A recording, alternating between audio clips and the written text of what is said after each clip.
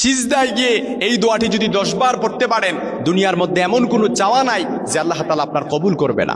আপনি যা চাইবেন তাই দিয়ে আল্লাহ তাআলা আপনাকে সন্তুষ্ট করবে। এটা আমার কথা নয়, এই দোয়াটি স্বয়ং আল্লাহ তাআলা কোরআন আল কারীমের মধ্যে লিপিবদ্ধ করে দিয়েছেন। আমাদের জীবনে যত যাই কিছু বলেন না কেন, উদ্বেগ, উৎকণ্ঠা, বিপদ, পেরেশানি যা কিছু আছে বলেন, সব কিছু থেকে আল্লাহ তাআলা পরিত্রাণ দান করবে।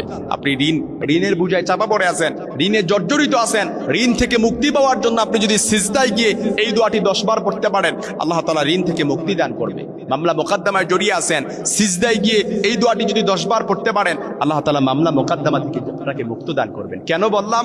কারণ সিজদা হচ্ছে আল্লাহ তাআলার সবচাইতে আল্লাহ তাআলার নিকটবর্তী হওয়ার জন্য উত্তম মাধ্যম। কোরআন আল কারীমে আল্লাহ তাআলা বলেছেন, ওয়াসজুদ ওয়াক্তারিব, সিজদা দাও আর আমার নিকটবর্তী হয়ে যাও।